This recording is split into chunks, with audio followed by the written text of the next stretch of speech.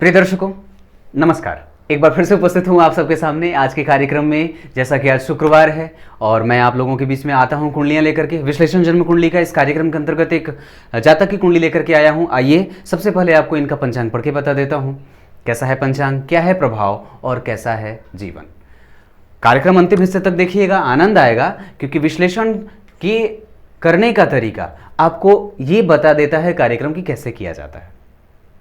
बन के रहिए अंतिम हिस्से तक।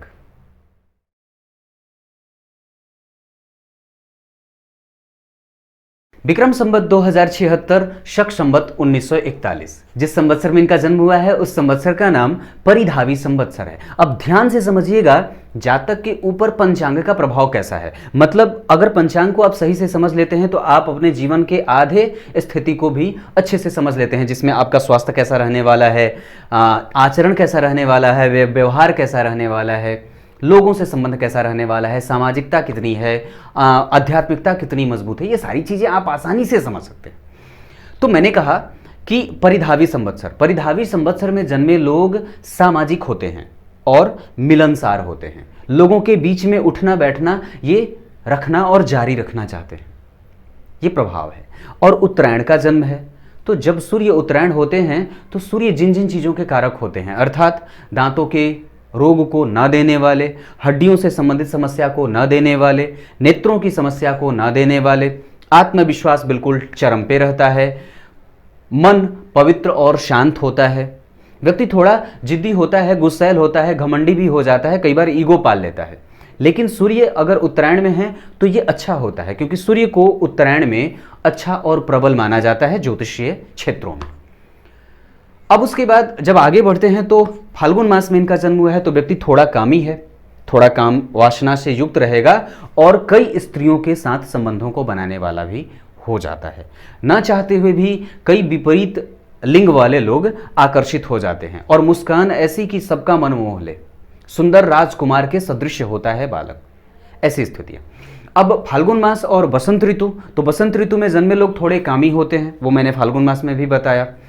डरपोक होते हैं अंधेरे से, गहरे पानी से इन्हें डरना चाहिए। और फाल्गुन मास, वसंत ऋतु, कृष्ण पक्ष की अमावस्या, ये थोड़ा निगेटिव है। कृष्ण पक्ष में जन्मे होने का प्रभाव जहां कामातुर की स्थिति को और ज्यादा प्रबलता से देने वाला हो रहा है, इस वजह से कि फाल्गुन मास, बसंत ऋतु और कृष्ण पक्ष की अमावस्या, ये चारों जो चीजें हो रही हैं वो व्यक्ति को कामदेव के सदृश बना देती हैं। व्यक्ति काम कला का निपुण है और इस वजह से उसके जीवन में कई लोग आएंगे,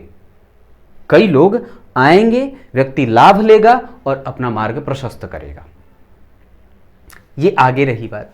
उसके बाद जब आगे बढ़ते हैं तो कृष्ण पक्ष के अमावस्या और या प्रतिपदा भी कहें, तो अमावस्या के बाद चूंकि प्रतिपदा जो हो जाती है वो निकट का हो जाता है संबंध, तो अमावस्या बीती और प्रतिपदा आया। अर्थात व्यक्ति की कुंडली में अगर चंद्रमा को देखता हूं तो ये शुभग्रह ही होंगे। मतलब हर जगह व्यक्ति का स्वास्थ्य अच्छा रहेगा, स्वास्थ्य में किसी भी प्रकार की कोई समस्या नहीं है, परेशानी भी नहीं है, व्यक्ति का मन भी ठीक रहेगा, क्योंकि चंद्रमा यहाँ पे शुभग्रह बन रहे हैं।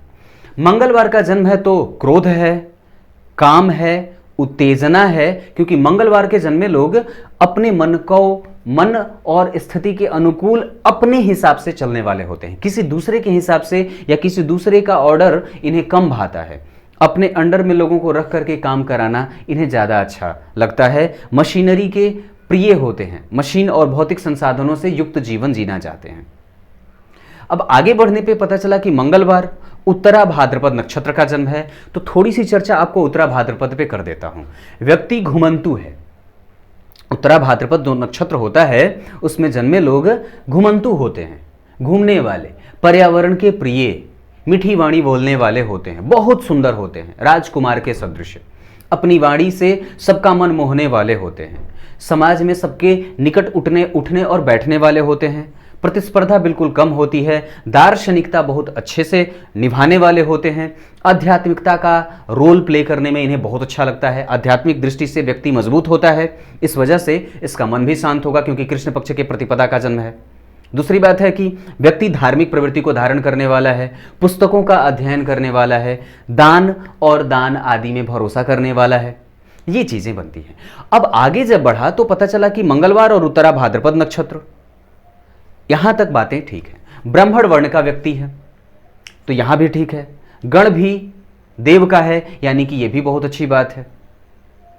नागकरण में इनका जन्म हुआ है और योग जो है वो इनकी कुंडली में शुक्ल योग है।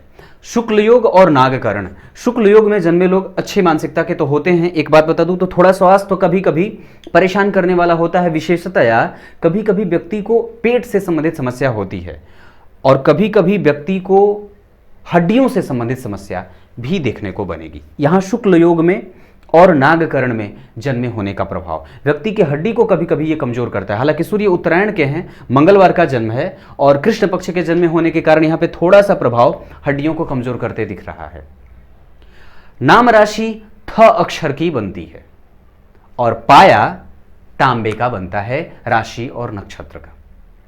ये इनकी जन्म कुंडली का पंचांग था। टोटली अगर इसको एक बार और बता दूं तो व्यक्ति अच्छी मानसिकता का है, राजनीति बड़ा कम करेगा, आध्यात्मिकता की मजबूती है, व्यक्ति दार्शनिक प्रवृत्ति को धारण करने वाला है, मिलनसार है, सामाजिक है, स्वास्थ्य अच्छा रखने वाला है, आत्मविश्वास ठीक रहेगा और व्यक्ति दान देने वाला है, घूमने वाला, पर्यावरण का प्रेमी है और स्वस्थ रहना चाहता है और व्यायाम आदि का शौकीन होगा। व्यक्ति कई लोगों से संपर्क में जाने वाला और खास करके महिला मित्रों की संख्या जीवन में ज्यादा होती है। अब आगे बढ़ते हैं, इनकी जन्म कुंडली में ग्रह स्थितियों पर चर्चा कर लेते हैं।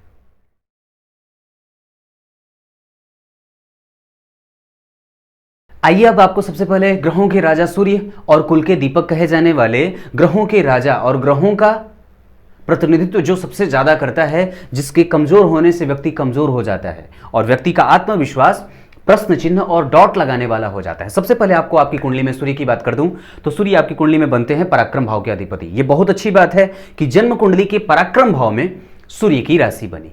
अब ये यहां बैठना था इनको पराक्रम भाव में, मतलब मिथुन लग्न की कुंडली में पराक्रमेश होते हैं सूर्य और यहां के अधिपति होकर के जाकर के बैठे हैं जन्म कुंडली में। कहां ये बैठे हैं? दशम भाव में, यानी कि पराक्रम का अधिपति अपने भाव से कहां गया तो गिन के देखिए, 1 2 3 4 5 6, छठे आठवें के संबंध में, तो ये थोड़ा कमजोर रहा। हालांकि एक बात यहां पे बता दूं कि कोई भी बाहर का ग्रह अगर अंदर आ रहा है और वो पापक ग्रह हो या क्रूर ग्रह हो तो अच्छा होता है, वो तटस्थ हो जाता है और उसके पापक प्रभाव या क्रूरता में थोड़ी कमी आ जाती है। तो ये बहुत अच्छी बात है। पराक्रम का अधिपति षडाष्टक में गया तो व्यक्ति के आलस्य को देने वाला होगा, इसका प्रभाव बाद में जानेंगे। पहले स्थिति 10 अंश 1 कला उत्तरा भाद्रपद नक्षत्र शनि का नक्षत्र होता है। याद रखिएगा ये इनके शत्रु का नक्षत्र होता है और वो जो सूर्य हैं अति मित्र की राशि में बैठेंगे क्योंकि वो गुरु की राशि में बैठे हैं, गुरु उनके मित्र होते हैं। ये बात बहुत बड़ी अच्छे से समझ गए कि यहां गुरु की राशि बनी और वो गुरु कहां है? जिसकी राशि में जो ग्रह बैठा है तृतीय भाव का अधिपति होकर के वो गुरु कहां बैठे तो तात्कालिक मित्रता में देखने पे 3 घर के अंदर आ रहे हैं, यानी कि तीसरे घर में 1 2 3। तो गुरु जो है वो जन्म कुंडली के सप्तम भाव में बैठे और तात्कालिक मित्रता में चूंकि ग्रह सूर्य जो है वो मित्र की राशि में बैठे, तात्कालिक मित्रता से संबंध मित्रता का बन रहा है, इस वजह से ये ग्रह आपकी कुंडली में अति मित्र की राशि में बैठा। अब अवस्था तो 10 अंश के हैं तो इस अंश पे जाकर के, और चूंकि ये सम संख्या है तो वृद्ध हो जाते हैं, मतलब सूर्य की स्थिति वृद्ध की है, अवस्था के हिसाब से वृद्ध बने लेकिन स्थिति जो है वो अति मित्र की है। इस वजह से ग्रह रिजल्ट करेगा महादशा अंतरदशा प्रत्यंतर में टाइम पे करेगा। हालांकि दसम भाव के अधिपति की चर्चा यहां देखने लायक होगी, बने रहिएगा और कार्यक्रम अंत तक देखिएगा, कहीं नहीं जाना है। अब चर्चा इसके बाद चंद्रमा की कर लेते हैं। ममत्व के कारक होते हैं चंद्रमा, भावना के और रक्त के कारक होते हैं, तरल चीजों के कारक होते हैं चंद्रमा। और चंद्रमा जो है वो माता का कारक होता है, मन मस्तिष्क और अच्छे स्वास्थ्य का कारक होता है, इम्यून का कारक होता है, रोज दिन का आय देने वाला ग्रह होता है। आपकी कुंडली में अगर चंद्रमा कमजोर हुआ ना तो रोज दिन आपको आय के लिए प्रताड़ित होना पड़ता है और आय को लेकर के फ्लक्चुएशन वाली स्थिति रहती है। चंद्रमा डेली बेसिस के इनकम को देने वाले हैं। सूर्य पॉकेट में कैश रखने वाले ग्रह होते हैं। अगर सूर्य की स्थिति आपकी कुंडली में खराब हुई ना तो पक्का रोज दिन का धन कम आता है। ये बात मान के चलिएगा।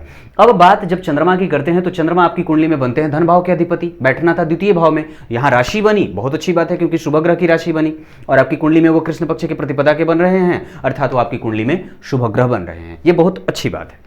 यहां बैठना था श्रीमान चंद्रमा को और बैठे जाकर के कहा सूर्य के साथ, तो यहां पे अमावस्या का दोष लगेगा। मैंने जैसे कहा था कि अमावस्या और प्रतिपदा, इसमें चंद्रमा जो है वो कमजोर हो जाते हैं। तिथि के आधार पर यहां पे चंद्रमा शुभ ग्रह बन रहे हैं, तो ये एक इनका फल ये रहेगा कि व्यक्ति का स्वास्थ्य ठीक रहेगा, माता के साथ संबंध और पिता के साथ संबंध भी अच्छा रहेगा क्योंकि पापक नहीं बन रहे हैं। लेकिन उनकी इंटेंसिटी की जब बात आती है तो यहां पे मैंने एक कार्यक्रम बनाया था कि जन्म कुंडली के में अगर चंद्रमा शुक्ल पक्ष के प्रतिपदा से 10वीं तिथि तक के होते हैं तो वो उनकी जो धैर्यता होती है, मतलब फल देने की, वो 50% तक होती है। और उसके बाद अगर आपका जन्म शुक्ल पक्ष के 10वीं तिथि से कृष्ण पक्ष के 5वीं तिथि तक का बीच है तो यहां पे चंद्रमा पूर्ण रूप से जवान होते हैं और अच्छा फल देते हैं।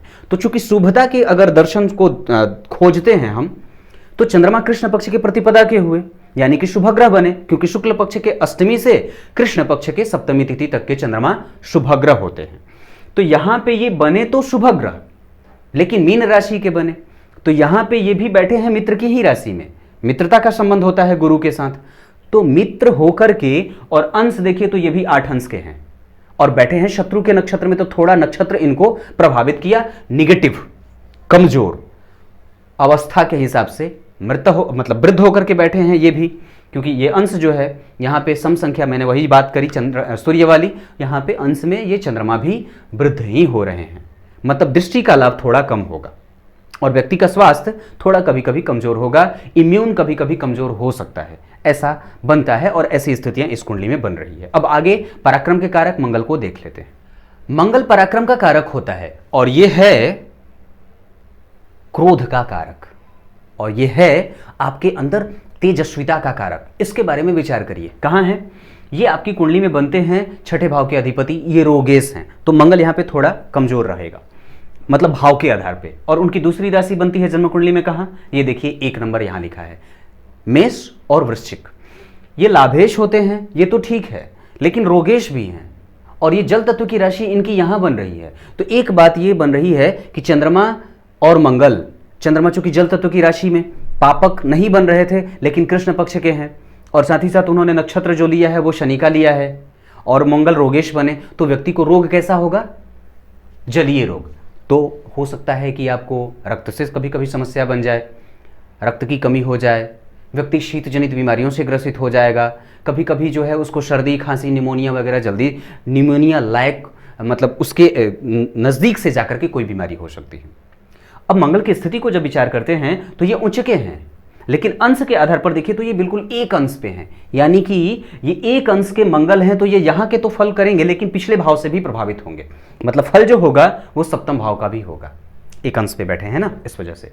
और यहाँ पे 1 अंश 23 कला उत्तराखाड़ा नक्षत्र सूर्य का नक्षत्र होता है। ये बहुत अच्छी बात है कि मंगल जो बैठे हैं वो सूर्य के नक्षत्र में बैठे हैं, जो कि उनका मित्र होता है और वो आपकी कुंडली के पराक्रमेश होते हैं। तो मंगल चूंकि पराक्रम का कारक होता है और जिसका नक्षत्र उसने धारण किया वो खुद पराक्रमेश होकर के जन्म कुंडली के करियर भाव में बैठा है, यानी कि ये बहुत अच्छी बात है कि मंगल सबसे पहले तो मित्र की राशि में, मतलब अपने उच्च की राशि में बैठा, मित्र का नक्षत्र धारण किया। वो ग्रह जो आपकी कुंडली में मंगल का जिसने नक्षत्र धारण किया है मंगल ने, वो आपकी कुंडली का कैरियर भाव को रूल कर रहा है, कैरियर भाव में मित्र की राशि में बैठा है, ये अच्छी बात है। 3 पॉइंट जो बने वो मंगल के पक्ष के बने। एक नेगेटिव बन रहा है कि वो नेगेटिव भाव में बैठा है। अष्टम भाव के मंगल बड़े बुरे होते हैं, एक्सीडेंट देते हैं, रोग देते हैं, परेशानी देते हैं, ऑब्स्टिकल का भाव होता है तो परेशान करते हैं, और यहाँ पे ये मृतप्राय हैं। तो ग्रह जो है वो क्या दिखा रहा है कि संभल के रहना होगा, किससे? एक्सीडेंट से। और जब मंगल की दशा आए तो थोड़ा संभल करके रहना होगा। ये उच्च के ही होकर के क्या बैठे हैं? धन तो देंगे, धन में तो कोई समस्या नहीं होनी चाहिए, गुप्त धन का वो द्वार होता है, और बैठे भी हैं तो शनि के साथ, तो इसकी तो चर्चा बाद में करूंगा। लेकिन यहाँ पे अंश के आधार पर अगर देखता हूं तो ये ग्रह आपकी कुंडली में मृतप्राय है। अब बुद्धिमत्ता के कारक ग्रह बुद्ध की चर्चा कर देते हैं। अगर बुद्ध कमजोर हुआ ना तो व्यक्ति को बुद्धिमान कम बनाता है, व्यक्ति के गणितीय पक्ष को कमजोर कर देता है, व्यक्ति को निर्णय लेने में दिक्कत होती है, और व्यक्ति जड़ बुद्धि का हो जाता है। आपकी कुंडली में बुध की स्थिति क्या है, इस पे जब विचार करते हैं तो आपकी कुंडली में बुध की राशि बनती है लग्न में ही, यानी कि ये बहुत अच्छी बात है कि आपकी कुंडली के लग्नेश बुध ही बनते हैं, जो कि बुद्धिमत्ता का ग्रह होता है। और ये बहुत अच्छी बात है, वायु तत्व की ये राशि होती है। अब उसके बाद उस पर चर्चा करूंगा लग्न पे स्थिरता से। यहां के अधिपति बने बुध और उनकी दूसरी राशि जन्म कुंडली के सुख भाव में। इन दोनों भावों के अधिपति होकर के कहां बैठे, जाकर के जन्म कुंडली के भाग्य भाव में, यानी कि लग्नेश का भाग्य भाव में जाना मजबूत और बहुत अच्छी बात है। सुखेश का कहां जाना, भाग्य भाव में, यह बहुत बड़ी बात और अच्छी बात है। सुख का संबंध भाग्य से, लग्न का संबंध भाग्य से। अब विचार की स्थिति कैसी है, तो बुध जो बैठे हैं वो 12 हंस 16 कला शतभिखा नक्षत्र राहु का नक्षत्र होता है। तो तीन बातें तो समझ में आ रही हैं कि ये ठीक है, ये भी ठीक है, मतलब ये दोनों भाव के अधिपति यहां बैठे और भाग्य भाव है तो त्रित्रिकोण का भाव है तो अच्छा है। लेकिन निकट आइए तो पता चला कि ये ग्रह युवा होकर के बैठा है, क्योंकि विषम संख्या है 11 नंबर और अंश जो है वो युवा हो अवस्था को दिखा रहा है, लेकिन नक्षत्र जो है वो राहु का है। तो गौर करिएगा, आपकी कुंडली में इसका फल देखने लायक होगा कि बुध यहां पे किस तरीके का फल करेंगे। अब आगे चर्चा देवगुरु बृहस्पति और सुख के कारक, ज्ञान के कारक बृहस्पति पे दृष्टि डाल लेते हैं कि वो कैसा और क्या करेंगे आपकी कुंडली में। अच्छे ज्ञान के कारक होते हैं गुरु, अगर ये कमजोर हुए तो व्यक्ति को अधार्मिक बनाते हैं और परिवर्तनशील बनाते हैं। बुद्धि कमजोर हो जाती है और व्यक्ति गलत निर्णय लेने वाला हो जाता है, अधार्मिक प्रवृत्ति या नास्तिक हो जाता है। आपकी कुंडली के लिए गुरु दशम भाव के अधिपति और सप्तम भाव के अधिपति होते हैं। ये दोनों केंद्र भाव के अधिपति होकर के जन्म कुंडली में बैठे हैं सप्तम भाव में, और सप्तम भाव के अधिपति होकर के सप्तम भाव में बैठना हंस योग लगाएगा। और साथ ही साथ यहाँ पे 29 अंश 19 कला उत्तराखाड़ा नक्षत्र, ये सूर्य का नक्षत्र होता है, मित्र के नक्षत्र में बैठे हैं। और साथ ही साथ अगर इस अंश पे देखते हैं तो ये अंश है जो 29 अंश का है और 9 संख्या यानी कि विषम। तो इस आधार पर आपकी कुंडली में गुरु जो हैं वो मृतप्राय हो रहे हैं। तो वृद्ध हैं या मृतप्राय यानी कि थोड़े कमजोर हो रहे हैं, तो ये रोग को देने वाले होंगे, इसकी चर्चा आगे करूंगा। तो यहां पे अगर देखा हमने तो 29 अंश 19 कला उत्तराखाड़ा नक्षत्र सूर्य का नक्षत्र जो कि मित्र का नक्षत्र है, ग्रह विषम राशि में बैठा है, मृतप्राय होकर के बैठा है। शुक्र भोग और ऐश्वर्य के कारक होते हैं, ये भी ज्ञान देने वाले होते हैं, ये भी ज्ञान, गुरु हैं तो ज्ञान तो देंगे। आपकी कुंडली के लिए गुरु की स्थिति मैंने चर्चा करी, अब शुक्र की बात करते हैं। तो शुक्र आपकी कुंडली में बनते हैं पंचम भाव के अधिपति, ये तुला राशि है और उनकी दूसरी राशि जो है जन्म कुंडली में बन रही है कहाँ, तो एक तो यहाँ बनी और दूसरी राशि जन्म कुंडली के व्यय भाव में। तो यहाँ के वो फल को कम करने वाले होंगे और वस्तुतः उनका फल जो होगा वो पंचम भाव का होगा। इन दोनों भावों के अधिपति होकर के शुक्र आपकी कुंडली में कहाँ बैठे हैं, जन्म कुंडली में जाकर के लाभ भाव में। ये अच्छी बात है, शुक्र पंचम भाव के अधिपति होकर के लाभ भाव में जा रहे हैं। अंश के आधार पर ये मृतप्राय होंगे क्योंकि 26 अंश के हैं, ये विषम संख्या है। नक्षत्र को देखिए, अपने ही नक्षत्र में बैठे हैं, यानी कि निकटता से ये शुक्र अच्छा फल करने वाले हैं और श्रेष्ठ फलों को देने वाले हैं। मृतप्राय नहीं होते तो बहुत अच्छा होता। आपकी कुंडली में दोनों गुरु मृतप्राय हो रहे हैं अंश में। अब आगे चर्चा शनि की कर लेते हैं। स्वराशि के बैठे हैं शनि आपकी कुंडली में। विचार करिए वो कहाँ कहाँ के अधिपति होते हैं। वो अष्टम भाव के अधिपति और नवम भाव के अधिपति, भाग्य और मृत्यु, ये दोनों भावों के अधिपति होकर के शनि अपने ही राशि में बैठे हैं। लेकिन अंश को विचार करिए तो 6 अंश के हैं ये, और बैठे हैं किसके नक्षत्र में, सूर्य के नक्षत्र में। शनि के नक्षत्र में सूर्य का बैठना और सूर्य के नक्षत्र में शनि का बैठना। सूर्य के नक्षत्र में शनि बैठे और शनि के नक्षत्र में सूर्य, दोनों एक दूसरे के प्रबल विरोधी और प्रबल शत्रु, और दोनों ने परिवर्तन किया है नक्षत्रों का। ये बहुत अच्छी बात कही जा सकती है। हालांकि इसका प्रभाव जरूर देखने को मिलता है कि व्यक्ति की कुंडली में शनि जहां स्वराशि के मृतप्राय हैं, नक्षत्र के परिवर्तन में है, तो ये विचारणीय होगा। आगे अब चर्चा राहु केतु की कर लेते हैं। राहु और केतु आपकी कुंडली में मूल त्रिकोणस्थ होकर के बैठे हैं। राहु की चर्चा, राहु लग्न में और नक्षत्र भी उनका बन रहा है, और साथ ही साथ ये बैठे भी अपने नक्षत्र में हैं। और केतु मूल त्रिकोण होकर के, क्योंकि धनु राशि में केतु वैसे भी मूल त्रिकोण मानते हैं अपने आप को। अवस्था के हिसाब से देखें तो ये 9 अंश के हैं, कुमार अवस्था के धारण करके दोनों ग्रहों ने अपने आप को रखा हुआ है। अब आपके कुंडली में विश्लेषण पे आते हैं, एक एक ग्रह को लेकर के आरंभ से दृष्टि के साथ करूंगा।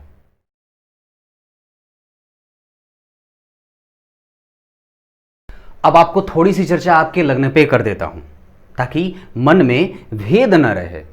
आपकी कुंडली में लग्न बनता है मिथुन लग्न का। अब लग्न को समझिए कि ये जो मिथुन लग्न है, यानी कि वास्तव में ये जो राशि है जो आपके लग्न में बन रही है वो किस प्रकार की राशि है। तो सबसे पहले तो ये शीर्षोदय राशि है, यानी कि शीर्ष से उदय होने वाली है, अर्थात व्यक्ति का काम कभी रुकेगा नहीं, बनता जाएगा। ऊपर से ये क्रूर और चंचल और सात्विक प्रवृत्ति को धारण करने वाली है। द्विस्वाभाविक ये राशि होती है। द्विस्वाभाविक का मतलब क्या है कि व्यक्ति कभी क्रूर हो जाएगा, कभी शांत हो जाएगा, कभी चंचल हो जाएगा, कभी स्थिर हो जाएगा, कभी गंभीर हो जाएगा। ये द्विस्वाभाविक लग्न का ऐसा प्रभाव होता है। मतलब व्यक्ति एक साथ प्रत्येक प्रकार के गुणों को धारण करने वाला होगा। उसको कभी समझ में नहीं आएगा कि वो किस मनोवृत्ति का इंसान है। कभी धार्मिक भी होगा, कभी बिल्कुल प्रैक्टिकल हो जाएगा, कभी किसी को ठगने में भरोसा करेगा, कभी बिल्कुल साधुता धारण कर लेगा। व्यक्ति जो है वो फ्लक्चुएशन को धारण करने वाला है, संवेदनशील है, बुध से प्रभावित है ना। बुध सत्व गुण को रखने वाले वायु तत्व के ग्रह होते हैं। बुध जो हैं, ये जो राशि है वास्तव में वो वायु तत्व की राशि है और सत्व गुण की राशि है, सात्विक है, भगवान विष्णु का भक्त होगा, मानसिक चंचलता बिल्कुल तीव्र है, किसी से कैसे लाभ लेना है इनसे बेहतर कोई नहीं जानता है। वाणी इतनी प्रखर और इतनी मजबूत कि किसी से कुछ भी उगलवाना हो उसके मन की बात तुरंत निकाल लेते हैं। अपने मन में क्या है वो किसी को नहीं बताएंगे, लेकिन सामने वाले के हाथ मतलब मुंह में हाथ डाल करके और पेट तक जाकर के निकाल लेते हैं। बिल्कुल राजनीतिज्ञ होते हैं और बहुत ज्यादा प्रखर होते हैं। अगर लाभ लेने की बात है तो किसी से कैसे लेना है इनसे जाकर के सीख लीजिए। मिथुन लग्न के लोग भौतिकता से युक्त जीवन जीना चाहते हैं और मैथुन करते हैं। किससे मैथुन करेंगे तो किसे? मिथुन जो है वो मैथुन से बना है। और आप जब इसके राशि के प्रतीक को समझें तो ये द्वंद्व करता है। द्वंद्व करता है किससे? इसमें ये जो राशि का प्रतीक है तो एक पुरुष भी है और एक स्त्री भी है और दोनों का युग्म हुआ है, जोड़ा। दोनों एक दूसरे की तरफ बिल्कुल प्रेम से और युग्म से युक्त होकर के एकदम बिल्कुल जोड़ करके इकट्ठे हैं दोनों, यानी कि मैथुन कर रहे हैं। मिथुन राशि के या मिथुन लग्न के लोग थोड़े से कामी ज्यादा होते हैं। दूसरी बात है चंचलता ज्यादा होती है, एक जगह टिक करके नहीं रहते हैं और तुरंत तुरंत इनका जो स्वभाव है वो बदलता रहता है। अभी तुरंत कहेंगे कि ये कर लो, अगले ही पल इनका जो फलादेश है वो बदल जाता है। तुरंत बदलने वाले, एक स्टैंडर्ड जो होता है कि मुझे इसी राह पे चलना है, ये थोड़ा कम होता है क्योंकि दोनों प्रकार के स्वभाव को रखने वाले हैं। और ऐसा नहीं है, ये धार्मिक होते हैं, धर्म को मानने वाले होते हैं।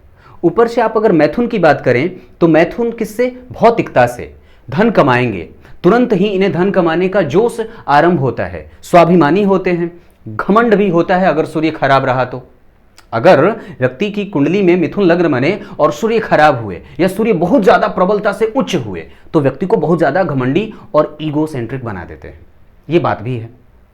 इनकी कुंडली में सूर्य तो अति मित्र की राशि में है लेकिन अंश के आधार पर कमजोर हो रहे हैं, तो ये बात नहीं होगी। हालांकि एक बात और बता दूं तो जन्म कुंडली में जब मिथुन लग्न का निर्माण हो रहा हो तो व्यक्ति थोड़ा घुमंतु भी हो जाता है और कई बार व्यक्ति इतना ज्यादा, अगर चंद्रमा कमजोर रहा ना तो व्यक्ति घूमने वाला बन जाएगा, कई जगहों पे जाना चाहता है, पर्यावरण का प्रेमी हो जाता है। लेकिन इनकी कुंडली में ये पापग्रह बन रहा है और मिथुन लग्न लग्नेश भाग्य भाव में, इस आधार पर व्यक्ति घर में कैद रहने वाला भी हो जाता है, कहीं जाना नहीं चाहता है, कहीं यात्रा नहीं करना चाहता है। स्पेसिफिकली अगर कहूं तो व्यक्ति प्राइवेसी ज़्यादा चाहता है, अपने आप में मशगूल और मस्त, किसी दूसरे से ना ज़्यादा लेना और ना किसी दूसरे का देना। ये इनकी स्थिति है। अब आपकी कुंडली में एक एक करके ग्रहों पे आता हूं। लग्न ठीक है, लग्न में राहु हैं तो बहुमुखी प्रतिभा का व्यक्ति को धनी बना देंगे। नक्षत्र राहु का है तो व्यक्ति एक साथ 14 दिमागों को रखने वाला भी हो जाता है। कंफ्यूजन भी थोड़ा सा रहता है क्योंकि वास्तव में बुध जो बैठे हैं वो शतभिखा नक्षत्र में है, राहु के नक्षत्र में है, तो इस वजह से व्यक्ति को निर्णय लेने में थोड़ी परेशानी तो होगी क्योंकि सूर्य के साथ चंद्रमा है, ये बात बन रही है। तो निर्णय जब भी व्यक्ति को लेना होगा तो थोड़ा रुक करके लेना चाहिए और कभी भी निर्णय लें तो अपने से बड़े और बुजुर्गों का जरूर एक बार अनुभव इकट्ठा कर लेना चाहिए, ये बात पक्की है। अब लग्न पे देखते हैं तो लग्न पे दृष्टि किसकी है, तो विचार करिए तो गुरु देख रहे हैं, ये बहुत अच्छी बात है क्योंकि सप्तम भाव का अधिपति लग्न को देख रहा है। और ये गुरु और बुध का जो लग्न होता है ना, चाहे धनु लग्न हो या मिथुन लग्न, तो वहां पे ये दोनों मारक बड़ा कम हो जाते हैं। मारक कम हो जाते हैं। अगर धनु लग्न की कुंडली बने तो मिथुन जो राशि बनती है वो थोड़े कम मारक होते हैं, क्योंकि ये दोनों द्विस्वाभाविक होते हैं। और यहां पे गुरु अपनी राशि के होकर के अपनी राशि का अधिपति और बैठे हैं केतु के साथ, तो यहां से अधिपति इनके जो हैं ये गुरु लग्न को देखेंगे तो व्यक्ति में धार्मिकता, यशस्विता, दान देने वाला, अच्छी मानसिकता का, कैरियर को लेकर के सजग रहने वाला, तुरंत ही पैसे कमाने वाला, 20वें से 28वें साल, 28वें से 30वें साल में जाकर के व्यक्ति अपने पैर पे खड़ा हो जाता है, ये बात बनती है। तो लग्न पे किसकी दृष्टि पड़ी? सबसे पहले गुरु की, ये बहुत अच्छी बात है। हालांकि इनकी कुंडली में जो गुरु और चंद्रमा की स्थिति है वो देखिए, तो गुरु कहां से है? लग्न से केंद्र में। विचार करिए, समझने वाली बात है ये बहुत गंभीरता से, कि गुरु जो है वो कहां है? लग्न से केंद्र में। और चंद्रमा कहां? लग्न से केंद्र में, दशम भाव में। और चंद्रमा जो है वो भी गुरु से केंद्र में, यानी कि चौथे 10वें का संबंध। ये बहुत बड़ी बात है। आसान नहीं होता है ऐसे परिस्थितियों का जन्म कुंडली में बनना, कि गुरु भी केंद्र में हो, चंद्रमा भी केंद्र में हो, अधिपति, राशि का अधिपति अपने ही भाव में बैठा हो, और चंद्रमा और गुरु का जब संबंध बने वो भी एक दूसरे से केंद्र का बने। बढ़िया है ये और बहुत अच्छी बात है, क्योंकि गुरु और चंद्रमा जब एक दूसरे से केंद्र में आ जाएंगे तो ये गजकेसरी योग का निर्माण हो जाएगा। और ये बहुत बड़ी बात है, क्योंकि चंद्रमा आपकी कुंडली में शुभ ग्रह बन रहे हैं। और भाग्य भाव में बुध का आना, मतलब जातक की कुंडली कहां है? भाग्य को प्राप्त करने वाली है, क्योंकि मिथुन राशि जो होती है वो यहां के अधिपति और सुख की राशि होती है। इस कुंडली में अगर बात करें तो यहां और यहां के अधिपति होकर के मतलब सुख और व्यक्तित्व का संबंध भाग्य से बना। इस वजह से एक परेशानी थोड़ी सी होगी, व्यक्ति को निर्णय लेने में थोड़ी दिक्कत होगी, लेकिन भाग्य का सहयोग हमेशा और जीवन पर्यंत मिलता रहेगा। जब जब बुध और शनि की महादशा वगैरह आएगी, शनि का अंतर आएगा तो अच्छा होगा, क्योंकि मूल त्रिकोण राशि जन्म कुंडली के भाग्य भाव में बन रही है शनि की। हालांकि एक बात आपको यहां बताता हूं, समझिएगा गौर से। भाग्य भाव में जब गुरु की राशि बन जाए, ये ज्योतिष का सूत्र है जो आपको बता रहा हूं, कि भाग्य भाव में जब गुरु की राशि बन जाए और वो गुरु अष्टम भाव में चले जाएं तो भी वो अच्छा फल करते हैं। और ये सूत्र सिर्फ ज्योतिष का गुरु पे ही लागू होता है। अगर भाग्य भाव का अधिपति बाकी के अन्य ग्रह कोई न बन रहे हों और वो अष्टम भाव में जाते हैं तो भाग्य से भेद पैदा कर देते हैं। भाग्य में रुकावट और भाग्य के सहयोग के लिए भाग्येश को मनाना पड़ता है जीवन में। तो ये स्थिति इनकी कुंडली में बन रही है कि लग्नेश का भाग्य में जाना ये तो ठीक दिख रहा है, क्योंकि वो मित्र की राशि में है, शनि बुध के मित्र होते हैं, लेकिन यहां का अधिपति होकर के शनि पिछले भाव में गए हैं और शत्रु के साथ बैठे हैं। इस वजह से व्यक्ति को थोड़ा सा अपने भाग्येश को मनाना होगा। जब बड़ा हो जाए बालक तो हनुमान जी की पूजा बनती है। ये पहली बात रही। अब उसके बाद सीधे ये लग्न की चर्चा रही, लग्न के ऊपर पड़ने वाले ग्रह की दृष्टि, जो कि सर्वप्रमुखता से मैंने ये बात बताई। अब उसके बाद सूर्य से आरंभ करते हैं। आपकी कुंडली के लिए पराक्रम भाव के अधिपति होकर के सूर्य जाकर के जन्म कुंडली के 10वें स्थान में बैठे हैं, गुरु की राशि में बैठे हैं, चंद्रमा जैसे शुभ ग्रह के साथ। हालांकि वो चंद्रमा को थोड़ा सा कमजोर करेंगे, लेकिन उनकी 7वीं दृष्टि जन्म कुंडली के मम्मी के भाव पे, माता के भाव पे पड़ेगी। इस वजह से यहां पे बुध की राशि बनती है और वो बुध भाग्य में जा रहे हैं। यानी कि एक बात जो गौर करने वाली है कि माता भाव का संबंध कहां से बना? भाग्य भाव से। यानी कि ये बहुत अच्छी बात है कि जन्म कुंडली के भाग्य का संबंध केंद्र से हो रहा है और केंद्र का संबंध त्रिकोण से हो रहा है। इस आधार पर कि व्यक्ति की कुंडली में व्यक्ति का संबंध माता से भी बेहतर रहने वाला है, माता भाग्यदायिनी होंगी और माता के साथ संबंध भी अच्छा रहेगा। माता की वजह से व्यक्ति भाग्योदय को पाने वाला और भाग्य में माता का सहयोग मिलता रहेगा। इस आधार पर कि जन्म कुंडली में सूर्य जब यहां बैठ करके जन्म कुंडली को आप फल देखें तो मित्र की राशि में बैठे हैं, अति मित्र की राशि में होकर के बैठे हैं, तो कैरियर में जीवन पर्यंत सूर्य लाभ देंगे। और चंद्रमा व्यक्ति को ऐसा बना देंगे यहां पे कि व्यक्ति दूसरे के दिलों पे राज करने वाला होगा।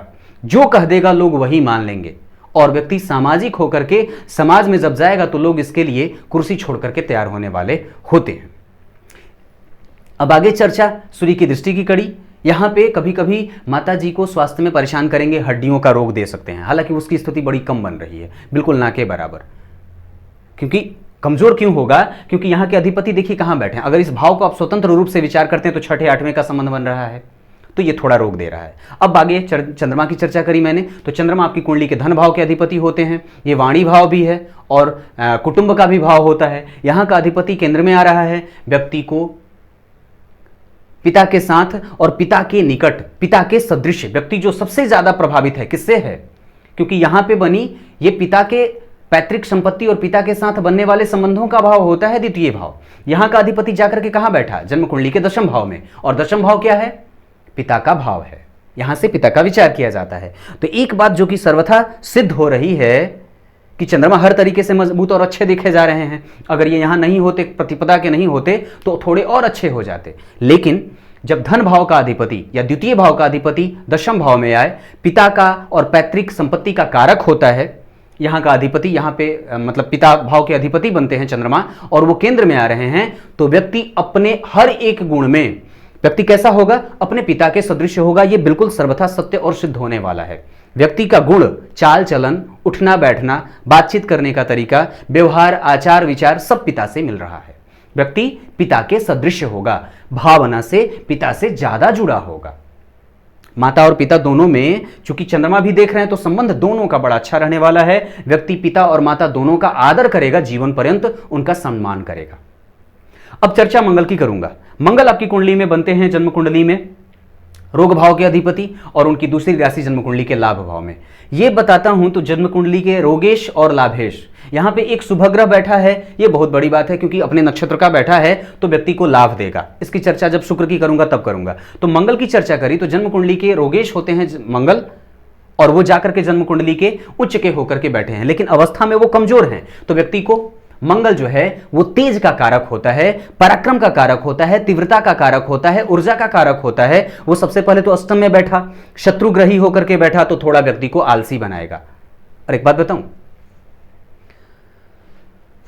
तो शनि जो प्रभाव में मंगल के साथ आते हैं तो व्यक्ति को आलस्य दे देते हैं, क्योंकि ये दोनों प्रबल शत्रु होते हैं और ये दोनों अष्टम भाव में बैठे हैं। तो एक्सीडेंट वगैरह को थोड़ा बचा करके रखिएगा, गाड़ी चलाने से सावधान, जल में जाने से सावधान, और वात जनित बीमारियों को देने वाले होते हैं। बुध का लग्न जब बनता है तो वात प्रधान जो रोग होते हैं वो शनि यहां पे देने वाले हो रहे हैं। मंगल उच्च के बैठे हैं लेकिन कमजोर हैं, तो व्यक्ति आलसी होगा। आलस्य को गौर करना है कि व्यक्ति आलसी न बने, इस वजह से हमेशा हंटर घुमाते रहना है। दूसरी बात है कि मंगल जो बैठे हैं वो शनि के साथ बैठे हैं, इस वजह से अष्टमस्त मंगल बड़ा बुरा होता है और उसे अच्छा नहीं माना जाता है। खास करके ये खतरा पैदा करता रहता है, इस बात पे गौर करिएगा। अब मंगल की चर्चा कर लेता हूं। मंगल यहां सूर्य के नक्षत्र में बैठे हैं, सूर्य इनके मित्र होते हैं, और सूर्य भी बैठे हैं जन्म कुंडली के दसम स्थान में अपने मित्र के, मतलब एक तरीके से देखूं तो शत्रु के नक्षत्र में, और शत्रु का नक्षत्र होते हुए भी दोनों ने परिवर्तन भी किया है। शनि मंगल का एक साथ जाना अष्टम भाव में अच्छा नहीं होता है। हालांकि आयु बहुत अच्छी है, क्योंकि राहु का लग्न में है विराजना, राहु का नक्षत्र, और बुध भी जो लग्नेश हैं वो राहु के नक्षत्र में बैठे हैं, जो कि भरपूर आयु देते हैं, और आयु का कारक आयु भाव में बैठा है और अपनी राशि का होकर के बैठा है। मंगल आयु को अगर थोड़ा सा छोड़ेगा भी तो उच्च का बैठा है, तो आयु वो फिर से वो तब्दीली उसकी आयु को प्राप्त कर, मतलब व्यक्ति को आयु से संबंधित कोई समस्या नहीं है। अब विचार करते हैं तो चौथी दृष्टि तो 1, 2, 3, 4 लाभ को अपनी राशि को देखेंगे तो लाभ जीवन पर्यंत मिलेगा। मंगल कहीं से भी व्यक्ति को धन देने वाले हो जाएंगे। मंगल एकादशवें भाव में अच्छा फल भी करते हैं। वो क्यों करेंगे अच्छा फल, विचार करिए। तो सबसे पहले तो ये उच्च के हुए, चौथी दृष्टि जो पड़ रही है वो अपनी राशि पे पड़ रही है, और जिस राशि पे पड़ रही है उस राशि का अधिपति राशि को देख रहा है, ये दूसरी और सबसे प्रबल बात। और जिसको देख रहे हैं वो शुक्र अपने नक्षत्र का होकर के बैठा है। एकादशवें भाव में शुक्र जीवन पर्यंत लाभ देते हैं, ये बात भी है। तो ये बात चौथी। सातवीं दृष्टि जब यहां देखेंगे तो ये इनके नीच की राशि होगी, तो व्यक्ति को कभी कभी कटुवचन भाषी बना देंगे, कटुवचन भाषी बना देंगे, और व्यक्ति कई बार जो है धन की कड़की में गुजरता है। मंगल थोड़े से कमजोर हो जाते हैं, क्योंकि ये रोगेश है ना, रोगेश की दृष्टि पड़ रही है जन्म कुंडली के धन भाव में, तो वाणी में रोग, तो कभी कभी बच्चा जो है वो देर से बोल सकता है, या कभी कभी वाणी इतनी कमजोर हो जाएगी कि व्यक्ति जो है उसका लाभ ना ले पाए, या हो सकता है कि वाणी का लाभ लेना हो तो व्यक्ति को थोड़ा मुश्किल होता है, या हो सकता है कि वाणी टाइम पे जो है धोखा दे जाए, गच्चा दे जाए।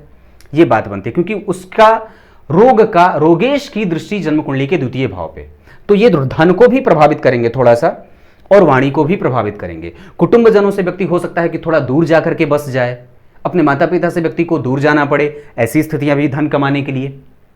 क्योंकि धन का मालिक केंद्र में आ रहा है, तो ये धन को लेकर के व्यक्ति को चिंता पैदा करेगा और इसी वजह से तो व्यक्ति आरंभ से ही धन कमाना चाहता है, क्योंकि मिथुन लग्न वाले लोग तुरंत ही पैसा कमाना चाहते हैं और पैसे की भूख इतनी होती है कि सामने वाले को समझते ही नहीं कि किसके साथ नुकसान कर रहे हैं और किसके साथ लाभ कर रहे हैं। ये मिथुन लग्न वालों की सबसे बड़ी समस्या होती है। भरोसा करना हो तो मिथुन लग्न वाले पे थोड़ा बच के, मेरी अपनी राय है। यहां पे मंगल की 7वीं दृष्टि और 8वीं दृष्टि यहां पड़ेगी। पराक्रमी होगा इंसान, क्योंकि मित्र की राशि होगी और नक्षत्र का अधिपति जो है मंगल जो है वो सूर्य के नक्षत्र में बैठे हैं, नक्षत्र से बली हो रहे हैं, अच्छे हैं। हालांकि रोगेश हैं तो व्यक्ति कभी कभी आलसी भी होगा, लेकिन वो कब, जब मंगल नहीं रहेंगे तब। मंगल जब एक्टिव होंगे तो निश्चित रूप से व्यक्ति को पराक्रम कराने वाले होंगे, क्योंकि वो उच्च के हैं और नक्षत्र भी उन्होंने अच्छा लिया है। नक्षत्र का अधिपति जो है वो आपकी कुंडली में अच्छा फल कर रहा है, क्योंकि वो पराक्रमेश होता है। तो पराक्रम भाव पे मंगल की दृष्टि क्योंकि कारक होते हैं, तो इस स्थिति से व्यक्ति पराक्रम कितना करेगा, मेहनत कितना करेगा, तो अच्छा करेगा। क्योंकि अगर विचार करें तो यहां पे जो ये भाव है, ये किसको, ये कौन इसको देख रहा है, क्योंकि विचार करिए तो ये लग्नेश की दृष्टि यहां पे जा रही है ना। लग्नेश लग्न के अधिपति होकर के भाग्य भाव में बैठे और वो देख रहे हैं जन्म कुंडली में सूर्य की क्या बोलते हैं कि सूर्य की राशि को, तो लग्नेश की दृष्टि जहां पड़ेगी उस भाव में शुभता ला देंगे। इस आधार पर व्यक्ति पराक्रमी होगा और जब जब आलस्य का ढिंढोरा पीटने वाला होगा या आलस्य को लाएगा जीवन में, कोई ना कोई व्यक्ति इसके जीवन में ऐसा आ जाएगा जो हंटर घुमा देगा, चाहे वो पत्नी हो, चाहे माता हो, चाहे पिता हो, चाहे भाई हो या कोई हो। जब जब व्यक्ति आलस्य के घेरे में आएगा, कोई ना कोई यहां से इसके भाग्य को दिखा देगा, उठो दौड़ो भागो और चलो। ये स्थितियां जीवन में बन रही हैं। अब आगे चर्चा बुध की कर लेता हूं। बुध आपकी कुंडली के लग्नेश हैं। ये बहुत अच्छी बात है कि जन्म कुंडली के भाग्य भाव से इनका संबंध बन रहा है। लग्नेश का संबंध भाग्य से बनना श्रेष्ठ होता है। और यहां पे बुध जब राहु के नक्षत्र में बैठेंगे और शतभिखा नक्षत्र के राहु आपकी कुंडली में लग्न में ही विराज रहे हैं, इस आधार पर कि जन्म कुंडली में बुध जब राहु के नक्षत्र में बैठेंगे तो व्यक्ति को निर्णय लेने में परेशान करेंगे। और व्यक्ति की कुंडली में जब राहु की महादशा आएगी तो कई बार वो भाग्य में अवरोध भी पैदा करेगी, लेकिन देगी भी, क्योंकि नक्षत्र जो है वो लग्नेश ने, बुध का जो लग्नेश है वो राहु के नक्षत्र में है। इस आधार पर व्यक्ति की कुंडली में बनती है कि व्यक्ति धार्मिक होगा, अपने से बड़े जनों का आदर करने वाला होगा और पिता के साथ मित्रता पूर्वक संबंध रखने वाला भी होगा। वाणी का लाभ जीवन पर्यंत व्यक्ति लेना चाहेगा, लेकिन थोड़ी सी कटुता उसमें आएगी क्योंकि मंगल की दृष्टि है और बुध जो है वो राहु के प्रभाव में आ रहे हैं। अब उसके बाद चर्चा करता हूं तो बुध की 7वीं दृष्टि जन्म कुंडली में यहां पड़ेगी, मैंने उसकी चर्चा करी है, क्या इसका प्रभाव होगा। अब सबसे प्रमुख ग्रह गुरु की बात कर लेते हैं। आपकी कुंडली के लिए गुरु जो है वो जन्म कुंडली के 7वें भाव के अधिपति और उनकी दूसरी राशि केंद्र में बन रही है, जबकि जन्म कुंडली का सबसे मजबूत भाव कहा जाता है, केंद्र में सर्वाधिक बली भाव होता है। इन दोनों भावों के अधिपति होकर के, और उनकी चर्चा मैंने कर रखी है क्योंकि ये केंद्र में आ रहे हैं लग्न से, चंद्रमा भी इनसे केंद्र में, तो ये बहुत अच्छी स्थिति है। साथ ही साथ ये केंद्र के अधिपति होकर के केंद्र में बैठे हैं तो दोष लगेगा केंद्राधिपति। दो भावों के अधिपति होकर के केंद्र में आ रहे हैं और वो शुभ ग्रह जो केंद्र में आ जाता है केंद्र का अधिपति होकर के, तो सबसे पहले तो उसको दोष लग जाता है इस आधार पर कि आपकी कुंडली में गुरु जो है वो वृद्धावस्था में है, तो थोड़े से कमजोर देखे जा रहे हैं अंश के आधार पर। और ये बैठे भी हैं केतु के साथ, और वो केतु मूल त्रिकोणस्थ होकर के कुमार अवस्था में है, तो यहां पर ये थोड़ा कंफ्यूजन क्रिएट करेगा।